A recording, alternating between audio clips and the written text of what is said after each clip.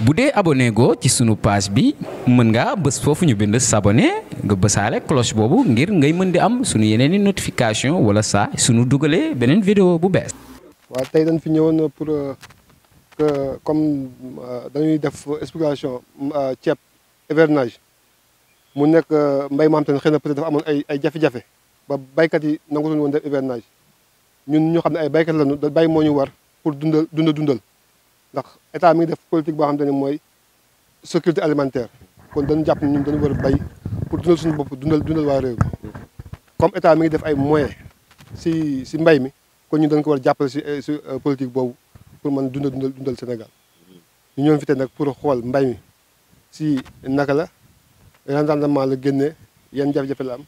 kon moo tax ñu ñëw fi tey pour wax leen liñ fi jot a liggéey ak liñ fi def. waaw lan ngeen fi jot a liggéey ak nu ngeen fi. waaw balaa ñuy wax liñ fi jot a liggéey mooy dañuy gërëm en commençant la SAED ndax wax dëgg yàlla ñoom ñu suñuy conseiller technique ñu ngi ñuy jàppale si liggéey bu baax a baax bi expression yi jotee ñëw nañu bind expression yi déposé ko banque ba am ay travaux yoo xam dañu ko doon def ñu taxawuñu lu mel ne que gravitaire am na benn passe gravitaire ba am te ni SAED moo ñu jàppale taxawuñu ba ñu defar ko liggéey ko ba mu egg si jàmm ak salaam ba mi ngi fonctionné aussi expression yi mu déposé ko pousse ñu encore pour ñu campagne bi démarrer tôt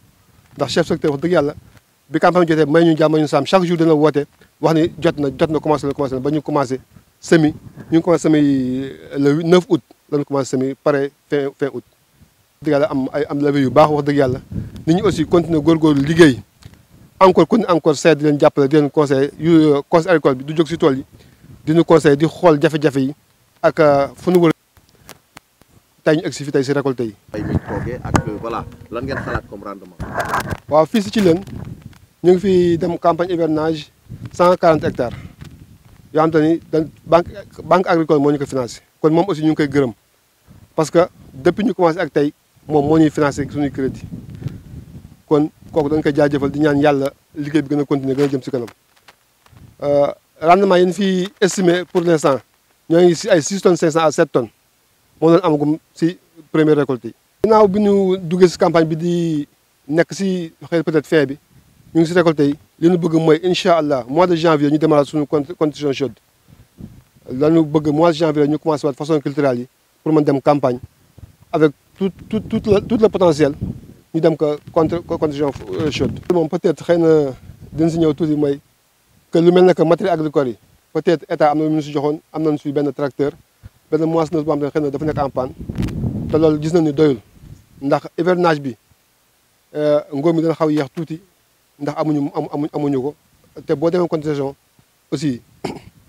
boo amul matériel agricole rek moissonneuse dana xaw yéex a sooxal sa liggéey. comme dañu bëgg ñu yokk matériel agricole bi lu mel ne que tracteur lu mel ne que moissonneuse bu ñu ko mën a dimbale yokkal ñu ko comme ça liggéey bi mën a double culture yi mën a jëm si kanam. de bonne qualité kooku moom te aussi bëgg nañ ko ak engrais yi ñëw en temps parce que boo xoolee tey hivernage bi malgré def nañu ay rendement de 6 tonnes 500 à 7 tonnes mais li ñu ko may mooy 18 cas si amul woon si campagne bi mais li ñu ko may mooy maraîchage bi ñu jógee woon peut-être NPK bi des si biir suuf si moo ñu may peut-être ñu am rendement yooyu ndax 18 cas nekk na engrais boo xam te ni waruma ñàkk si gàncax force la dafa am si gàncax mais li tax peut-être ñu egg si rendement yooyu ren mooy bi ñu jógee condition froide engrais bi si suuf bi moo ñu may ñu am tonnes yi si liggéey bi muy def mais doyul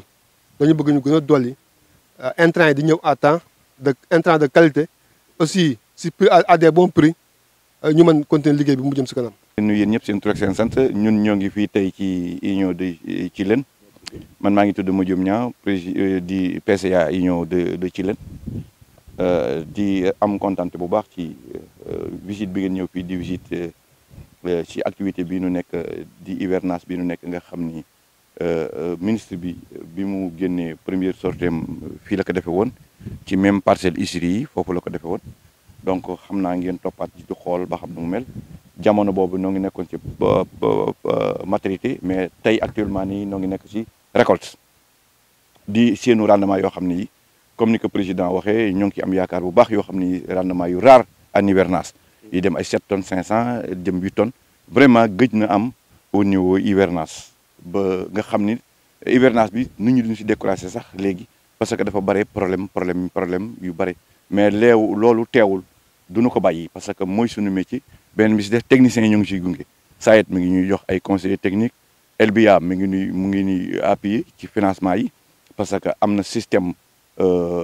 maladie bu xam ne bi boreer yi ñoo si nekk di ko kii léegi dugal nañ ko si paquet bi da ngay am insecticide bu njëkk tomate ak ay sobleek ay yu ma xamul la ñuy def traitement insecticide léegi même ceeb dafay am traitement insecticide heureusement que banque bi nangu wàll na ko jëlaale LBA jëlaale na ko ba ñoo ngi ko def si compte exploitation bi bi nu boole yooyu yëpp daal tax na bi ñu duggee si hivernage bi ak ay cycle moyen nag yoo xam ni permettre ak variété yu bees permettre na tey ji ñuy arriver à rendement yoo xam ni vraiment baax na pour hivernage alors que loolu nag daf ñuy encouragé parce que ñun loolu rek mooy sunu métier bu nu yokkee itam ñu continuer jël techniciens yi loolu ñu fiy jëriñ financiers yi loolu ñu fiy jëriñ SAED mi ngi continuer encadré di conseil ISRA ñu ngi génne ay variétés yu bees LBA mi ngi continuer di financer ñun ñu ngi continuer di béy dynamique boobu ci la ñu nekk duñ ko bàyyi parce que loolu itam mooy suñu métier incha allah noo ngi récolte nii mois de janvier incha allah dañuy commencé waat concession déposé nañu expression besoin yi pour banque lebalaat nu te nu fas yéene mois de janvier bu nu demee mois de juillet incha allah duñuy demaat daf ñuy fekk récolte ñu demaat nu di rafetlu lool ci kii yeneen yi si des nag ñëpp siy liggéeyandoo état ak tout ça mooy li prix ceeb bi nga xam ne avancé na ko ba mu baax prix engrais yi nga xam ne tey moo indi problème boo xam ne bii ñëpp a ngi koy jooy képp kuy béykat ba nga koy jooy yaakaar naa état dégg na ko yaakaar naa it ñoo ngi si taxaw di si def seen wàll système aménagement yi itam aménagement yi dafa xaw a yàgg parce que 79 80 la ñu ko aménagé woon transféré ko 90 ñu seeral ko suñu bopp nga xam ne nun na war a def entretien yi et tout ça te entretien yooyu ne def li ñu ko xaalis bi ñu koy defee mi ngi jéggi si ceeb bi comme ñun ñuy am rendement rek di mën a respecter suñuy engagement mais jamono boo xam ne rendement yi ñu ngi feebal rek dafay indi problème non seulement doo mën a fay au niveau CNCA pour mën a jëlaat crédit. La deuxième mission, c'est la mission de conseil agricole. Et sur ça, on a développé certains axes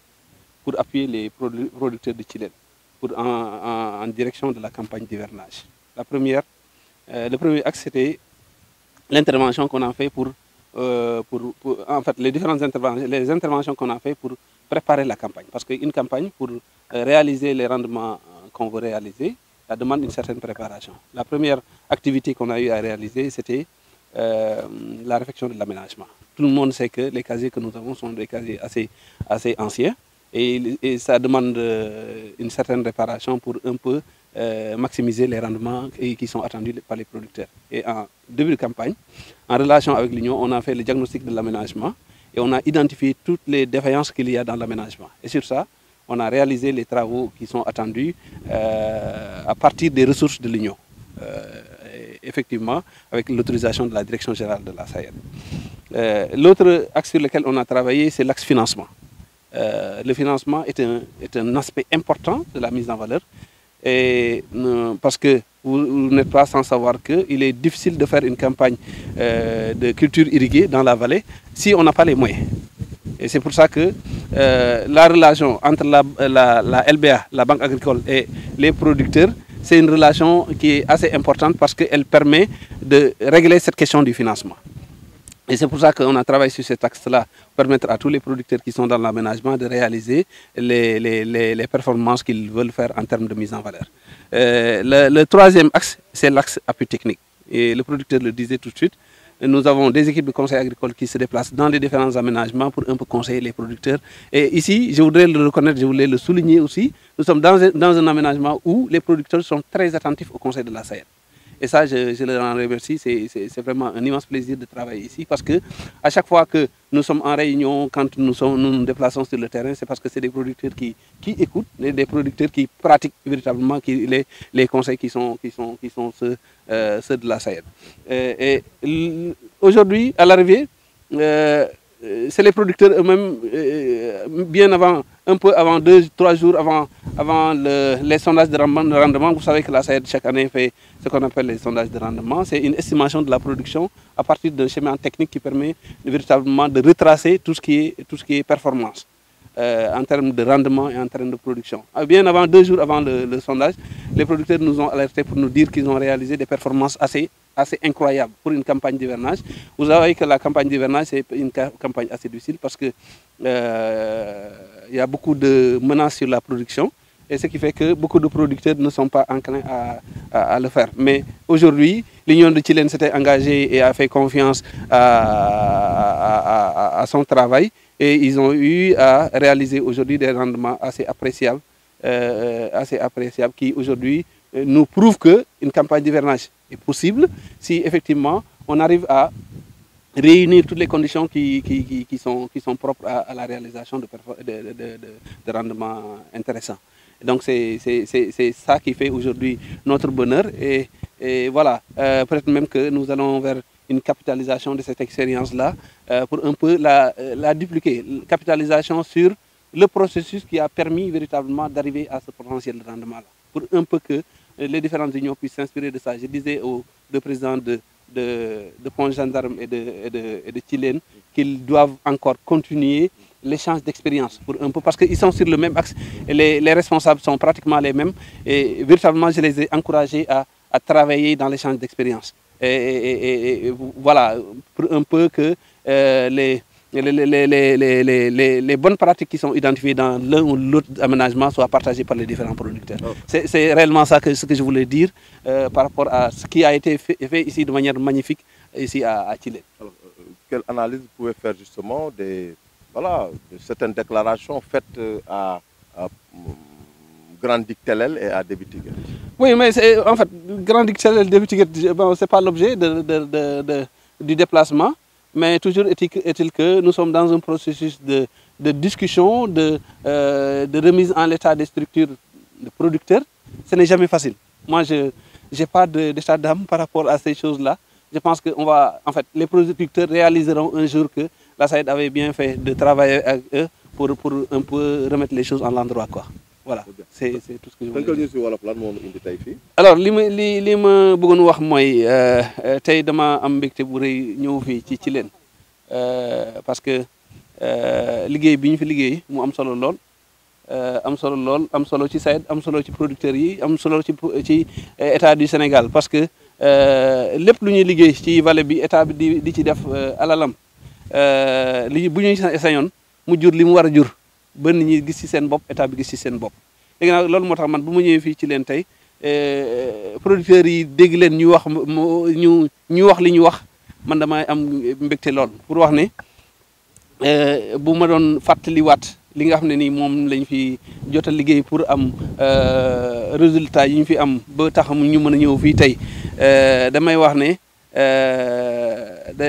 lépp ci mission yi nga xam ne nii dañ koo jagleel SAED la. Mooy mission maîtrise d'ouvrage, mission de conseil agricole,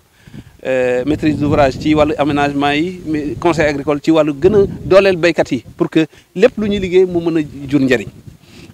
Léegi nag may wax ne li ñu njëkk a def pour préparer campagne bi nga xam ne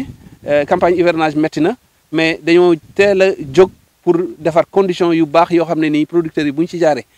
daañu mën a am ay résultats yu baax. Bi ci njëkk mooy fexe ba aménagement bi lépp lu ci loo xam ne nii dafa am yàqu-yàqu loolu ñu mën koo defar. Loolu li ñu ci def mooy def tuuru aménagement bi, xool yàqu-yàqu yi yëpp, defaraat station de pompage et cetera, nga xam ne travaux yooyu yëpp defar nañ ko pour waajal campagne bi. beneen axe bi am solo mooy axe financement, parce que xam ngeen ne fii ci delta bi, ci vallée du fleuve Sénégal kenn mënu fi def campagne agricole te amoo financement, parce que li ñuy def ci mbéy mi moo am solo ci wàllu koppar. Léegi nag loolu moo tax dañoo teel a incité équipe conseil agricole yi ñu defar dossier financement producteurs yi déposé ci banque agricole, parce que banque agricole loolu mooy vocation, mooy financement de la production. Loolu teel nañ ko def. Beneen bi ñuy def mooy fexe ba conseil agricole yi di dugg ci tool yi, encadré béykat yi, te loolu dama ci bëggoon taxaw, parce que day nekk ci benn aménagement boo xam ne nii man dama leen di sant di leen gërëm, parce que sincèrement man à chaque fois bu ma waxee béykat yi dañ may dégg, ñoom bu ñu waxee man dama leen dégg, te loolu dafa neex daal, dafa neex, parce que loolu mooy tax résultat am. Man bu may wax ànd ak nit te li ñuy wax kenn du ci jëlee njëriñ, xam nga ne loolu neexul daal. Te fii gis naa ne lépp lu ñu fiy liggéey béykat yi dañoo ànd ak SAED, di déglu SAED, di def ay réunion, di dem ak ñëw et cetera, di dugg ci tool yi ensemble. Chaque fois da ngeen di gis ay reportages même sur les ci chaînes locaux yi pour que ñu gën a dooleel mbéy mi te loolu dama ko bëggoon saluer gërëm ci béykat yi dirigeant kuréel yi fi nekk parce que loolu seen taxawaay la te loolu dama ko bëggoon souligner bu ko defee ñëpp dégg ko beneen bi nag mooy te loolu mooy njomboxtal bi mooy rendement yu important yi ñu fi am mu wóor leen ne rendement hivernage nit ñi dañ ko xaw a ragal parce que hivernage li ci xew dafa bari te nit ñi généralement dañuy am crainte pour dem campagne hivernage mais fii gis nañu ne campagne hivernage mën na nekk te campagne hivernage mën na am rendement bu baax te campagne hivernage mën nañ jur njëriñ pour béykat bi mën na ko jur pour SAED mën na ko jur pour état du Sénégal parce que en définitive lépp lu ñu fi liggéey loolu laa doon wax sànq dafay nekk loo xam ne nii dafay impacter la politique de l'État en matière d'agriculture ñu ciy remercier bu baax président de la République ak ñu mu àndal beneen bi mooy damaa yaakaar ne fépp yu ñu jaar tey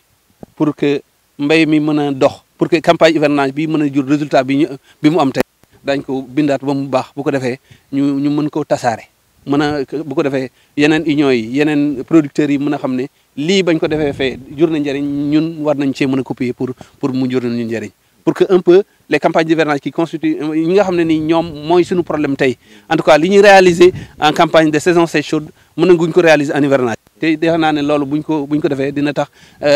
en fait mobilisation yi gën a baax bu ko defee nit ñi mën a am lu ñu bëgg ci campagne yi ñëpp mën ko am. alors si liggéey bi mu amoon nag ay coob yu jib ci Grande Digue Télél ak ci débit Tiguet donc lan nga ci yàbbi. waaw dama doon wax léegi ne en fait li ñu tax a ñëw fii tey en fait bokkul dara ak loolu mais li ma bëgg a wax rek mooy te loolu dama koy wax à l'endroit des jëmale ko ci ñooñu suñu partenaires yu baax yooyu nga xam ne ñoom la ñuy àndal ñu xam rek ne lépp lu ñuy jéem suba ba ngoon seen njëriñ képp la parce que en définitive ñun ñoo fi def c'est vrai que SAED moo fi def aménagement yi mais ñun jëriñee woon ko nous sommes en fait li ñuy nekk mooy bénéficiaire secondaire wala tertiaire sax li ñoom li ci solo ñoom ñoo ko gën a jëfandikoo ñun li ñu bëgg rek mooy gën a defaraat mbir yi bu ko defee mu gën a baax gën a taxaw. bu dee abonné go ci sunu page bi mën ngaa bës foofu ñu bind s'abonner nga bësaale cloche boobu ngir ngay mën di am sunu yeneen i notification wala saa sunu dugalee beneen vidéo bu bees.